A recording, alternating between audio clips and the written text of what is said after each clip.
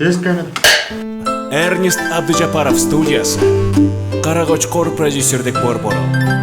Режиссер Эрнест Абдыжапаровтың 5000 сом кинокомедиясын тартуулайт.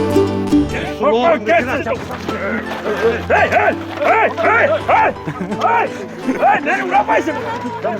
Қолымда қармап тұрады. Сен чегел билерді. Тұр өліға сен чегел. Hey, serdin. Ошентип кетпейм дечи. 5000 сом карызымды бергиле анан кет. Ай, кара сен кетіп қалдың. Ушо митинг менен пикетке тойгондойлоп отур.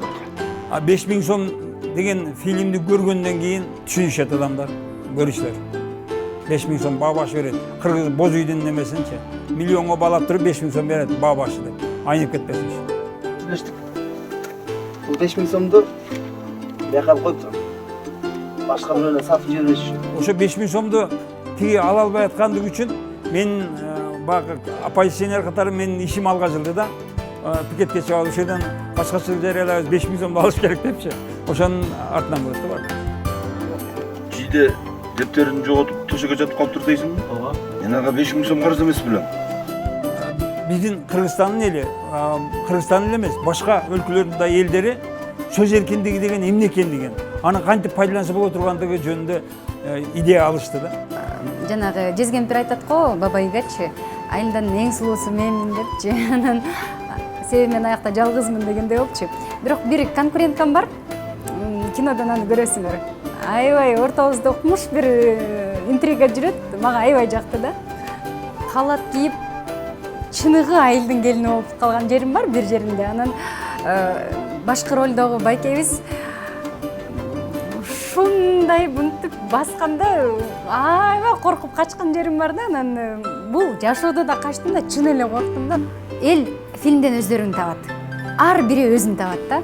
Анан күлөт аябай, кызыгат. Анан көп адамдардын башка бир тараптарын дагы көрүп алышат. Мен окуя мен аркылуу өтөт экен да көбүнчө. Анан ошо 4820 сом карыз болуп калып магазинде. Анан досторум мени торып атып 180 сомго арак алып ичип, анан ошондон 5000 сомго толукталып, окуя ошодон башталат. Мен болот. Кетип калыптырсың баатыр. Кандайсың жийде? Жакшы. Карсаңыз келдиңби? Жийде жакшылык кылып койчу. Үйдө балдар ачка отурат. Бир пачка чай, шекер, бир нан берип турсаң. Анан бир бөтөлкө кошо турсаң. Буржуай эми бул жашоодо өзүнүн да үй бүлөсүн эптеп багып жүргөн, бийликти, байлыкты эңсебеген бир үй бүлө да. Дагы жокко дагы жок дегендей. Карасаң мунусу да бузулуп калганы. Жада калса кыздын сумкасында оңдоп койгонго колу тийбейт. Биринчи жолу киного тартылып атам. Кудайдын буйругу менен, Кудай таалам жардам берип. Ушунча тилечи элем киного түшсөм да мына түштүм. Кудай буйруса бул роль дагы жакшы роль экен. Жагып атат. Aynaz! Aynaz değil. Президенттің сүрөтү кана? Мындай ушунчалык боорукер аялда ошол эле моментте экинчи нерсе акча албайт багыш. Ушу китеби дептери могуга чейин толуп кеткен да. Анан бурушуп кетейин десең, ай акчамды бер деп айтайын десең, эртегүнкү күнү бербей койсочу. Ошон үчүн алардын көзүн карайсың, кайта ал десең, мейли деп ушундай боорукер жакшы аял экен да, бир чети тың аял экен. Анан ошол жерде да кино тасманын ичинде да көп нерсе айтылат да. Ушу мына бизде эң эле тың бул ушу дүкөнчү жашайт.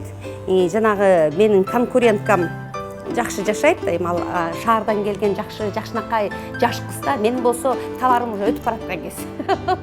Мурун мен биринчи красавица болчумун да ал айылда. Анан кичине баягы возраст өткөн сайын жаңы мугалим келип атса, анча-мынча баягы айылда бир эме болот да. Кичине ичкүйдүүлүк деген нерсе. Ошо нерсени берилген экен да.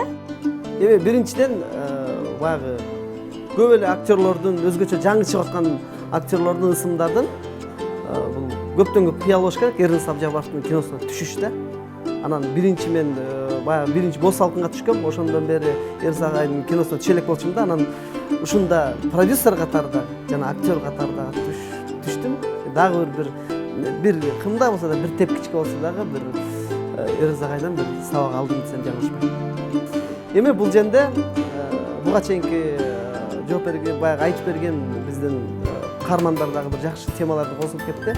Бул жерде чоң 5000 сом деп баягы тамаша катары кабылган менен, баягы трейлерден кичинекей үзүндүлөрү менен көргөн менен, а бул жерде чоң философия, чоң Кыргызстандын баягы жакшы дагы да көрүнөт. Жана ошол эле учурда кыйналып, үңкүрөп турган жагы дагы ошо тасма аркылуу, тамаша аркылуу көрсөтүлүп, баягы кандай айтсам, келиним сен ук, керегем сага айтам деген нерсеге бир чоң чечим чыгат. Кимди ким көрдү, Бырчыбайды там басты. 1 марттан баштап чоң экранга чыгат. Мен оюмча бул кинотасма аябай жакшы кинотасма болот. Эч кандай баягы терс жактары жок. Элге жакшы маанай тартуулай турган.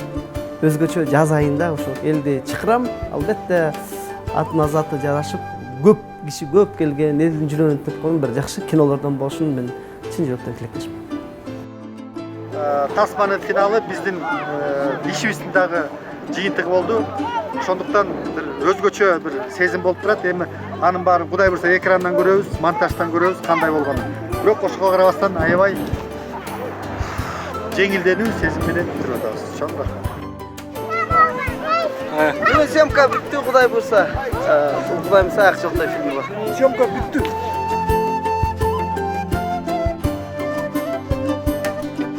Ошо бүттүк. Аябай кыйналган деле жокпуз, жакшы болду баары.